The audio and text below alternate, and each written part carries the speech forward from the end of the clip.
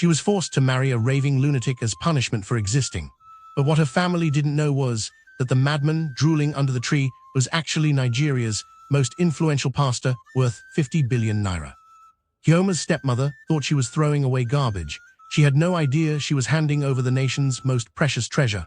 What happened next will leave you speechless and restore your faith in divine justice. Chioma woke at 4 a.m. on the kitchen floor of her father's Kano mansion.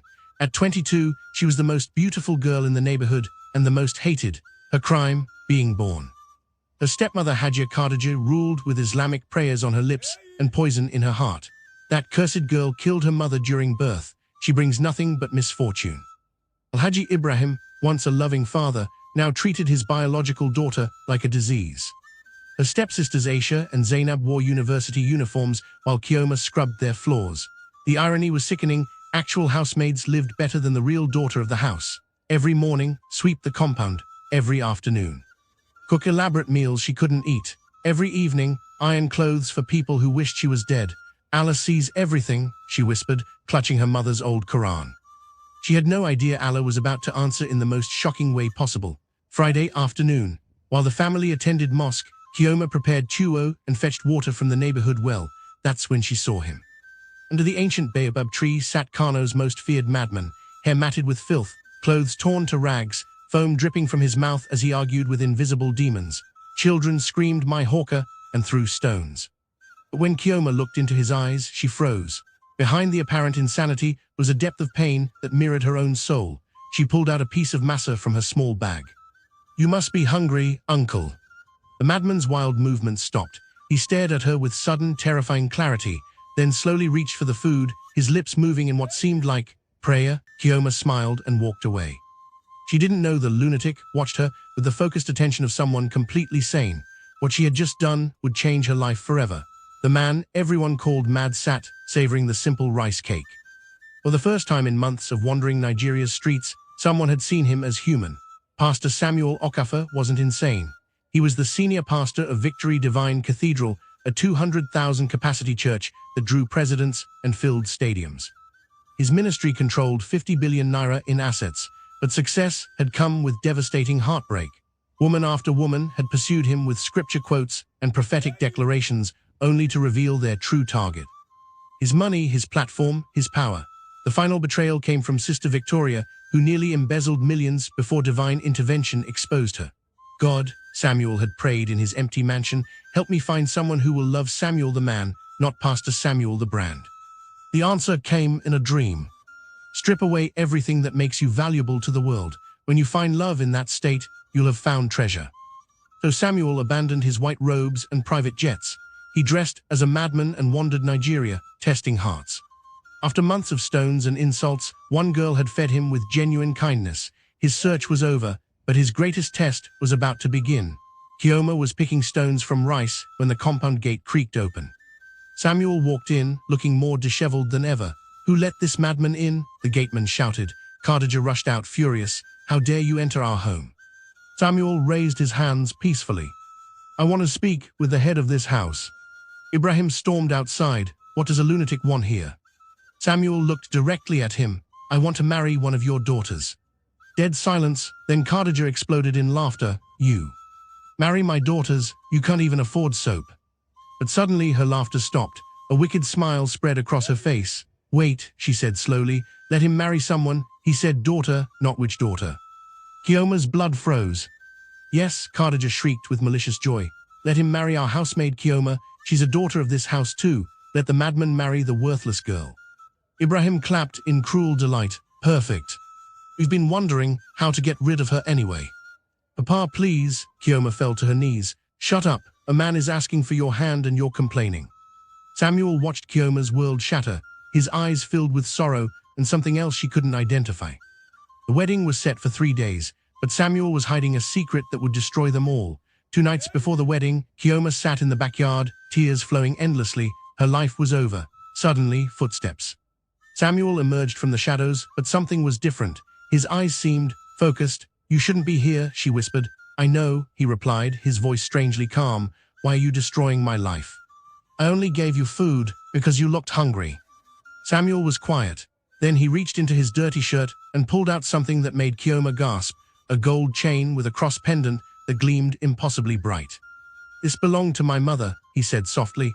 "She told me to give it to the woman who sees my heart before my position." Kioma stared in confusion. "You're not well." Samuel stepped closer. For the first time, his eyes held complete sanity. "I'm not mad, Kioma. I'm a pastor. I've been searching for genuine love. When you gave me food, you didn't know who I was. You just saw a human being. That's when I knew." "You're lying," she whispered. "Tomorrow you'll understand everything. But know this, you have a choice. If you don't want this marriage, just say so." He placed the chain in her trembling hands and vanished into the darkness.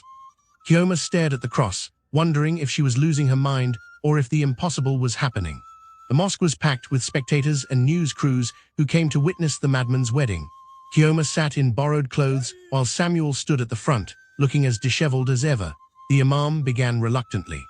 "We are gathered to join Samuel and Kioma." The congregation giggled and recorded videos, but then the impossible happened. Samuel stood and pulled out a white handkerchief. He began wiping his face, and as the dirt disappeared, gasps filled the mosque. Smooth, handsome skin emerged. He removed his tattered shirt, revealing an expensive white kaftan. He pulled off a fake beard and wig, revealing a neat, professional appearance. The mosque erupted in shock, but the biggest revelation was yet to come. Samuel pulled out an envelope and handed it to the stunned imam, who read aloud with trembling voice. "This man is Pastor Samuel Okafor, senior pastor of Victory Divine Cathedral, recipient of the National Honor of Officer of the Federal Republic." Dead silence, Samuel took the microphone. "For months, I've walked among you as a madman, searching for genuine love. This woman fed me when she had nothing. She saw humanity when others saw madness." He looked at Kioma's shocked face. "The family that threw her away like garbage, thank you. You gave me Nigeria's greatest treasure." Khadija fell off her chair. Ibrahim's hands shook uncontrollably. Aisha and Zainab wept, realizing they'd watched their worthless stepsister marry one of Africa's most powerful men. Samuel turned to Kioma. "But I won't force you. You have the power to choose." All eyes turned to the girl they'd mocked. The decision that would change everything was hers alone. The mosque held its breath. Cameras pushed closer. Nigeria waited. Kioma looked at the faces that had tormented her, then at Samuel, who had given her something no one else ever had. "Respect all my life. I've been called worthless," she began, her voice growing stronger. "You gave me to this man thinking you were punishing me, but what you didn't know is that Allah sees everything." Her voice rang with newfound power. "He saw every tear on that cold floor. He saw every missed meal while I cooked for others. And he saw this man's heart when he came searching for love." She turned to Samuel. "You could have married me without revealing yourself. But you gave me a choice. You showed me the respect my own family never did." The mosque was deadly quiet. "So yes, I choose to stay, not because you're wealthy, but because you saw value in me when I couldn't see it myself." The imam completed the ceremony with shaking hands. As they walked out together, Khadija's voice echoed, "Kioma, please, we didn't know." But Kioma didn't look back. She was walking toward a future where she was valued, cherished, and loved. The girl who'd been treated like Cinderella had just married her prince, but the story was far from over. The private jet journey to Lagos was Kioma's first time in the sky. When they landed, a convoy waited to take them to Samuel's compound. Nothing prepared her for what she saw. The mansion was like a small city, gardens, fountains, helipads, and a house that looked like paradise. Staff lined the driveway, all bowing respectfully. "Welcome home, madam," they said with genuine warmth. That evening, Samuel showed her their bedroom larger than her father's entire ground floor. "This wealth felt empty until today," he said, taking her hands. "You've made it a home." "I don't know how to be the wife of someone like you," Kioma whispered. "Do you know how to love? Do you know kindness?" Samuel asked. She nodded. "Then you know everything you need." 6 months later, Kioma had transformed Samuel's ministry. She started the Kioma Foundation for abandoned children, safe houses, scholarships, and hope for the forgotten. The girl who'd been voiceless now spoke at conferences and appeared on television. She turned her pain into purpose, her rejection into reason to help others. But her family was about to come calling with devastating regret. 2 years later, on a peaceful Sunday, the gateman announced visitors from Kano. Ibrahim, Khadija, Aisha, and Zainab entered the garden and fell to their knees before Kioma. "My daughter, forgive us," Ibrahim begged, his voice shaking. Khadija wept openly. "I was blind, jealous. I treated you like an animal when you were precious." "Sister, please," Aisha whispered. We don't deserve forgiveness, but we are begging anyway." Kioma looked at them calmly. "I forgive you." Hope flickered in their eyes. "But," she continued, "you didn't come because you love me. You came because you saw my success and want part of it." The truth hung heavy in the air. "I forgive you for my peace, but I choose to surround myself with people who valued me before I had anything to offer." He stood gracefully. "You threw away a daughter and lost a sister because you couldn't see beyond your selfishness. I pray that lesson helps you treat others better."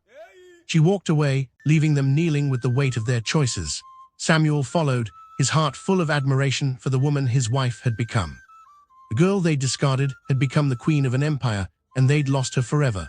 5 years later, Pastor Samuel and Kioma's story had become legendary. Their foundation had rescued 10,000 children. Their ministry spanned 15 African countries. On a quiet evening, Kioma placed Samuel's hand on her growing belly. "Our child will never wonder if they're loved," she said softly. Samuel's eyes filled with tears. "And they'll know that true love sees the heart, not circumstances." As stars appeared over Lagos, they reflected on the journey that brought them together. "Do you ever regret the hard years?" Samuel asked. Kioma leaned against him. "Never. Every tear led me to you. Every insult led me to understanding my worth. Every night on that floor prepared me to help others find theirs." Samuel kissed her head. "Allah uses our darkest moments to prepare us for our greatest blessings." "Yes," she whispered, hand on her belly. "And our children will know they're loved for who they are, not what they can do." Sometimes God wraps our greatest blessings in packages that look like problems. Sometimes our family's worst intentions become God's perfect plan. And sometimes the person everyone throws away becomes the treasure someone's been searching for their entire life. Did this story restore your faith in divine justice? Smash that like button if you believe everyone deserves to be valued. Subscribe for more shocking stories that prove love conquers all. What would you have done in Kioma's position? Drop your thoughts below.